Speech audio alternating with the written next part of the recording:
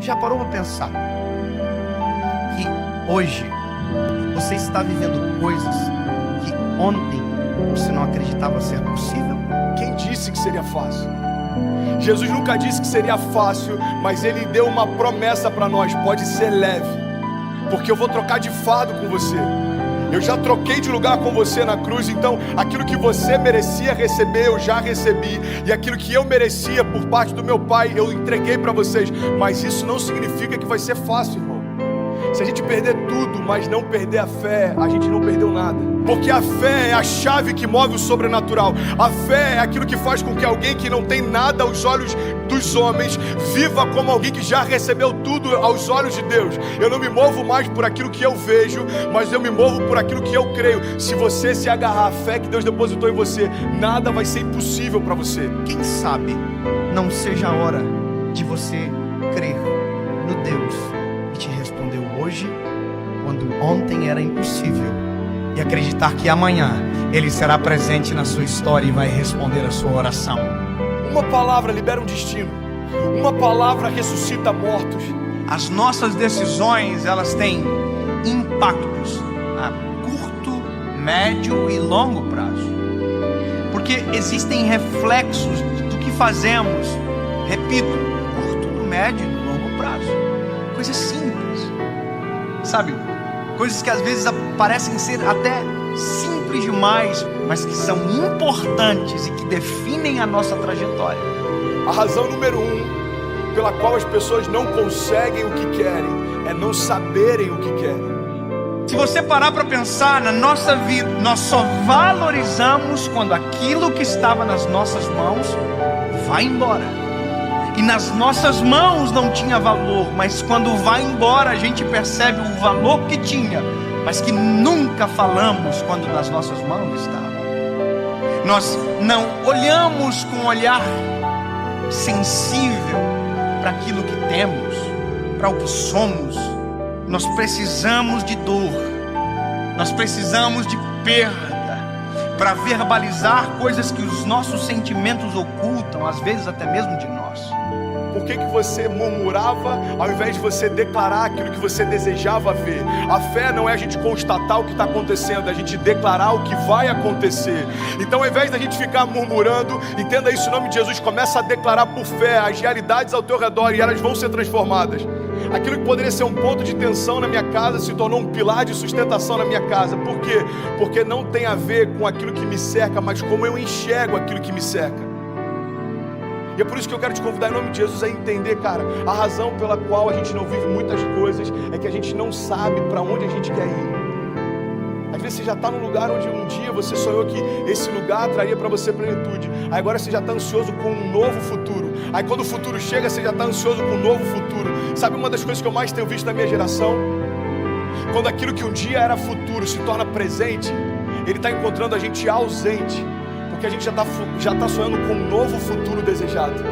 É dolorido falar isso, mas já parou para pensar que tem gente que só vai entender a preciosidade da vida quando a de alguém de muito perto for ceifada? Eu não sei se você já teve a experiência de ir a um velório, mas vá a um velório, é pedagógico.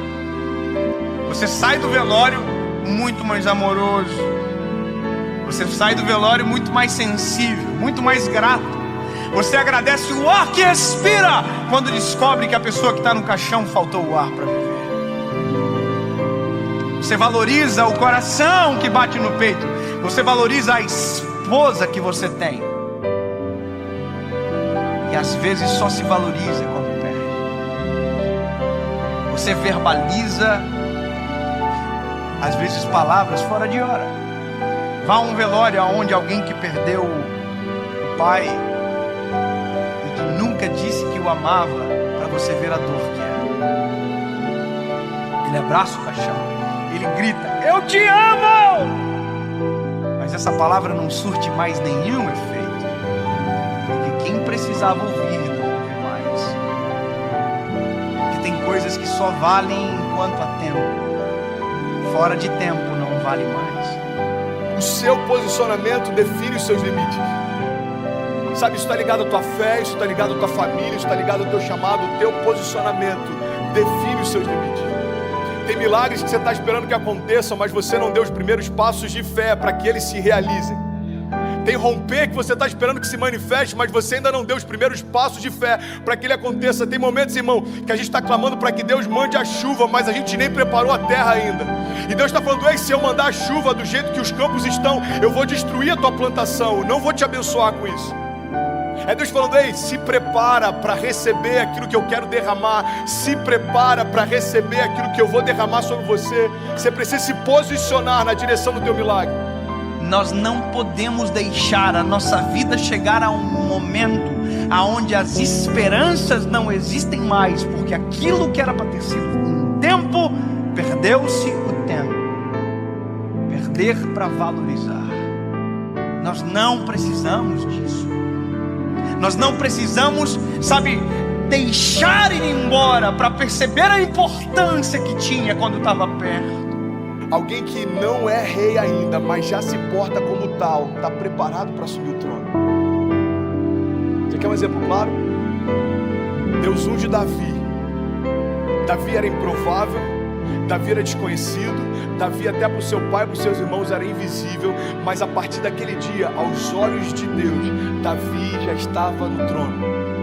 Só que aos olhos dos homens, olha para mim em nome de Jesus, como demorou um período entre a unção de Davi e Davi assumir o reinado. Aos olhos dos homens, os homens olhavam para o trono e viam Saul. Aos olhos de Deus, o trono estava vazio, irmão, porque o rei que era por direito ainda não havia se assentado lá. Ei, Deus está falando: tem tronos que você está olhando e parece que estão ocupados, aos meus olhos já foram esvaziados. Não se mova por aquilo que o homem vê. Eu não vejo como o homem vê. Talvez você está olhando para uma situação e ela parece intransponível. Jesus já está olhando lá na frente e já foi vencida. E Ele está falando: ei, você está preocupado por conta dessa crise? Eu conheço o teu futuro. Eu sou aquele que eu não entendi isso, irmão. Jesus, Ele não está na eternidade, a eternidade está em Jesus. Então Ele conhece a eternidade passada, a eternidade futura. É por isso que algumas crises para os céus não fazem sentido, porque às vezes uma crise financeira abate a gente, mas Jesus já sabe o que está te esperando na estação seguinte. E Ele está falando para a gente nessa manhã: ei, você está preocupado por conta dessa crise? Filho, eu desenhei a tua história, eu sei aonde você vai, fica tranquilo. Pare de reclamar daquilo que você ainda não se moveu para viver. Pare de reclamar do resultado de escolhas que você não fez. Para você viver a vida que você deseja, você precisa abrir mão da vida que você leva.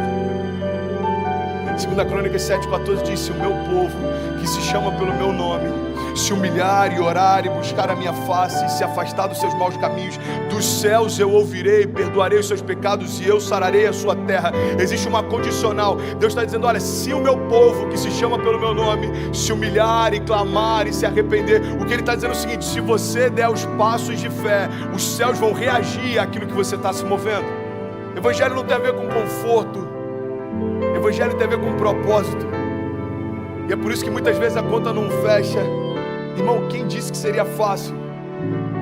Eu quero te encorajar a você se posicionar na direção do seu destino, na direção do destino que Deus prometeu para você. Nada menos do que isso vai ser aceitável. Salmo 126, versículo 5 diz: aqueles que semeiam com lágrimas, com cantos de alegria colherão. Aquele que sai chorando enquanto semeia, voltará com cantos de alegria, trazendo seus feixes. Mas eu não posso fazer por você aquilo que só você pode fazer. Por favor, me ajuda a salvar mais um.